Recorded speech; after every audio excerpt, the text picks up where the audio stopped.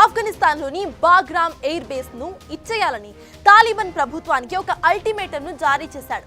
30 రోజులు dead line ను కూడా విధించాడు. ఇవ్వకపోతే బ్యాడ్ థింగ్స్ జరుగుతాయని బెదిరించాడు కూడా. చెప్పను, ఏం చేయాలో అది చేసి చూపిస్తా అన్నట్లుగా ఉంది ట్రంప్ తీరు. సో ట్రంప్ ఫారెన్ పాలసీలో ఆఫ్ఘనిస్తాన్ మళ్ళీ హాట్ టాపిక్ గా మారిపోయింది. ఏంటి Bagram air base speciality? Trump మనసు ఇటువైపు అసలు ఎందుకు మళ్ళింది?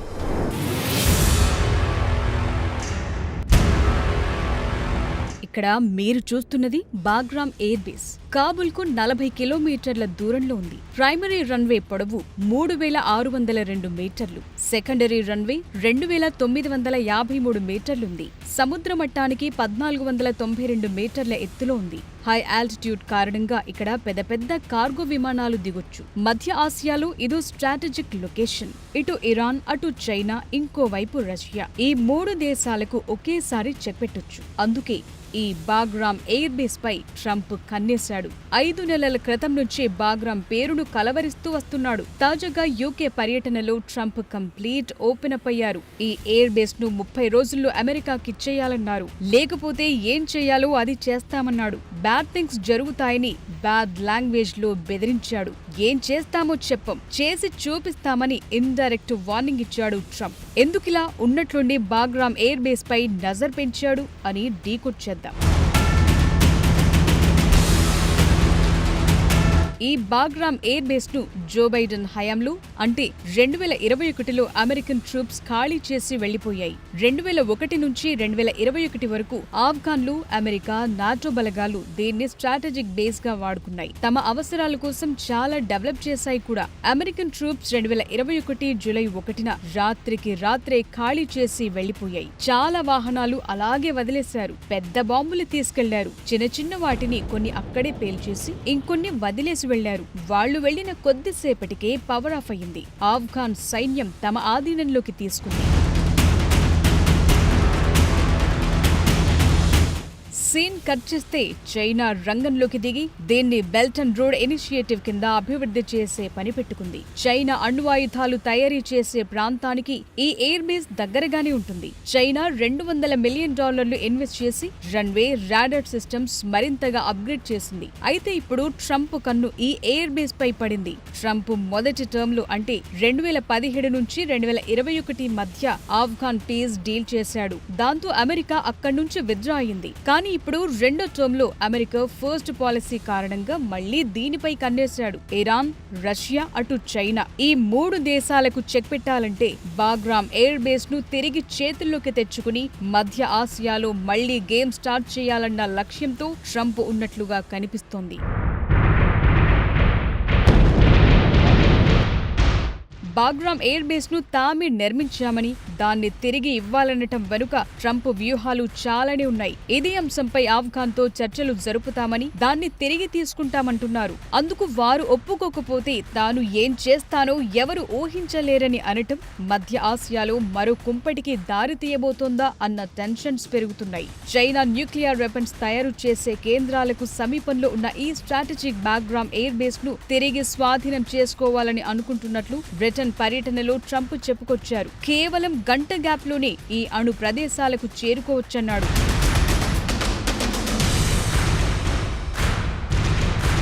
ఒకవైపు ట్రంప్ ఇంతలా బెదిరిస్తూ ఆ ఎయిర్ బేస్ ఏదో తమ సొంతమన్నట్లుగా మాట్లాడుతుంటే తాలిబాన్ ప్రభుత్వం ఊరుకుంటుందా? ఏ దేశానికైనా వారి సార్వభౌమాధికారం కీలకం. నచ్చినప్పుడొస్తాం, స్వాధీనం చేసుకుంటాం, ఇచ్చేయాల్సిందే అనంటే కుదురుతుందా?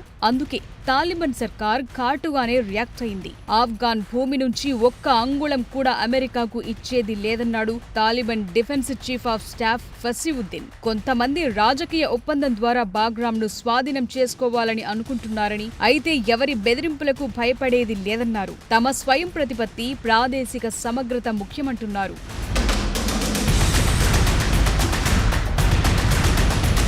అటు ట్రంప్ వ్యాఖ్యలపై చైనా కూడా ఇటీవలే రియాక్ట్ అయింది. ఆఫ్ఘాన్ ఫ్యూచర్ అక్కడి ప్రజల చేతుల్లోనే ఉందని అభిప్రాయపడింది. ప్రాంతీయ ఉద్రిక్తతలను పెంచడం వల్ల మద్దతు లభించదని, ఎవరూ బాగుపడేది కూడా లేదన్నారు చైనా విదేశాంగ శాఖ ప్రతినిధి. ప్రస్తుతానికి అమెరికా, తాలిబాన్ మధ్య అధికారిక దౌత్య సంబంధాలు లేవు. దీంతో బాగ్రామ్ చుట్టూ నెక్స్ట్ ఏం జరగబోతుందన్నది కీలకంగా మారుతోంది.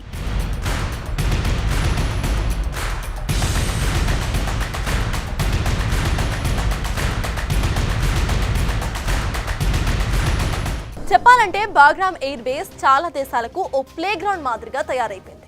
1950లో సోవియట్ యూనియన్ దీన్ని నిర్మించిన దగ్గర నుంచి ఎవరికి నచ్చినట్లుగా వాళ్ళు వాడేసుకుంటున్నారు. వదిలేయటం, మళ్ళీ ఆక్రమించడం ఇదే జరుగుతూ వచ్చింది. 2001లో అమెరికా స్వాధీనం చేసుకోవడం, 2021 తర్వాత చైనా డెవలప్ చేయటం, తాలిబాన్ ప్రభుత్వం చేతికి వెళ్ళటం, ఇప్పుడు మళ్ళీ అమెరికా కావాలి అనటం బాగ్రామ్ చుట్టూ భగభగ మామూలుగా లేదు.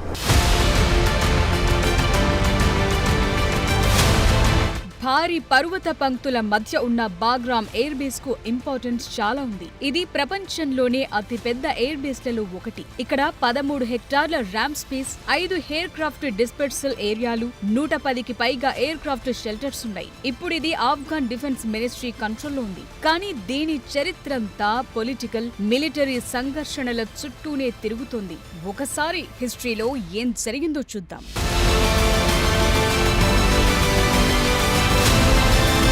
1950లలో సోవియట్ యూనియన్ ఈ బాగ్రామ్ ఎయిర్ బేస్ ను నిర్మించింది. 1976లో రన్వే పూర్తి చేశారు. 1979 నుంచి 1989 మధ్య సోవియట్ ఆఫ్ఘన్ యుద్ధంలో పూర్తిగా ఆక్రమించేసింది.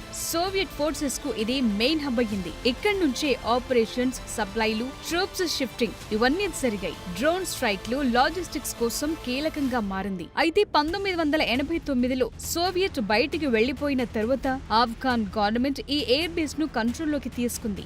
9/11 అటాక్ తరువాత అమెరికా ఈ బాగ్రామ్ బేస్ ను స్వాధీనం చేసుకుంది. ఇది ఆఫ్ఘన్ లో అమెరికా అతిపెద్ద మిలిటరీ బేస్ అయ్యింది. యుఎస్ ఎయిర్ ఫోర్స్ దీన్ని డీల్ చేసింది. అదే సమయంలో ఈ బేస్ ను అమెరికా మరింత ఆధునీకరించింది.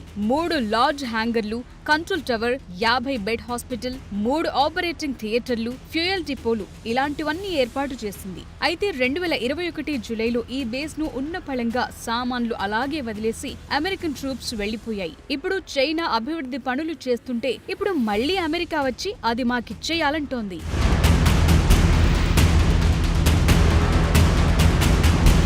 మీరు చైనాకి చేస్తే మేము దాన్ని తిరిగి స్వాధీనం చేసుకుంటాం, అమెరికా ఎప్పటికీ బలహీనపడదు అన్న డైలాగ్లను ట్రంప్ వినిపిస్తున్నారు. చైనా ఈ బేస్ దగ్గర బెల్ట్ అండ్ రోడ్ ఇనిషియేటివ్ ను బలోపేతం చేస్తోంది. అమెరికా చైనా ట్రేడ్ వార్ తరువాత కథ మారుస్తోంది. అయితే స్ట్రాంగ్ లీడర్ గా ఇమేజ్ బిల్డ్ చేసుకునే పనిలో ట్రంప్ ఉన్నాడు. అందుకే ఈ బాగ్రామ్ ఎయిర్ బేస్ పై ఒత్తిడి పెంచుతున్నాడు. 30 రోజుల్లో ఈ ఎయిర్ బేస్ ను తాలిబాన్లు అమెరికాకు ఇవ్వకపోతే ట్రంప్ ఏం చేయొచ్చు అన్న చర్చ ప్రపంచ వ్యాప్తంగా జరుగుతోంది. B-2 బాంబర్ ను మళ్లీ రంగంలోకి దింపుతాడా? ఏం జరగబోతోంది? దౌత్యపరంగా ఒత్తిడి చేసే ఛాన్స్ ఉంది. మరోవైపు తాలిబాన్ సర్కార్కు అమెరికా ఇప్పటికే అందిస్తున్న సహాయాన్ని ఆపేయటం, గుర్తింపును రద్దు చేయటం, తాలిబాన్లను ఒంటరి చేయటం ఇలాంటివి జరిగే అవకాశం ఉందంటున్నారు. ఆర్థికంగా ముప్పు తిప్పలు పెట్టడం, తాలిబాన్ లింక్ నెట్వర్క్లపై ఆంక్షలు విధించడం, కోవర్ట్ ఆపరేషన్స్ అంటే rides, intelligence machines, paramilitary activity పెంచడం, లేదంటే సైబర్ అటాక్స్ చేయటం, తాలిబాన్ కమ్యూనికేషన్ ఇన్ఫ్రాస్ట్రక్చర్ పై అటాక్స్ చేయటం. వీటితో పాటు ఫైనల్ ఆప్షన్ గా బాగ్రామ్ చుట్టూ ఎయిర్ స్ట్రైక్స్ చేసే అవకాశం కూడా ఉందంటున్నారు. సైన్యంతో బాగ్రామ్ ఎయిర్ బేస్ ను ముట్టడించి స్వాధీనం చేసుకోవటం ఇలాంటి ఆప్షన్లు చూసే అవకాశం ఉంది.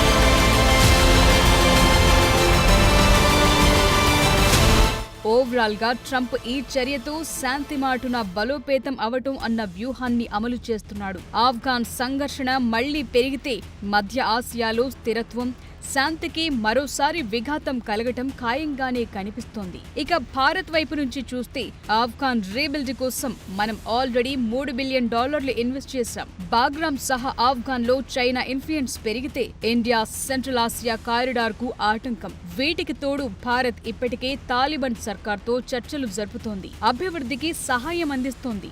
ఇప్పుడు ట్రంప్ చర్యలతో చైనాపై ఒత్తిడైతే పెరుగుతుంది గాని అభివృద్ధికి, ఆఫ్ఘన్ రీబిల్డ్ కు బ్రేక్ పడుతుంది. మరి 30 రోజుల డెడ్ లైన్ తరువాత ఆఫ్ఘన్ పై ట్రంప్ ఏ అస్త్రం ప్రయోగించబోతున్నాడో చూడాలి.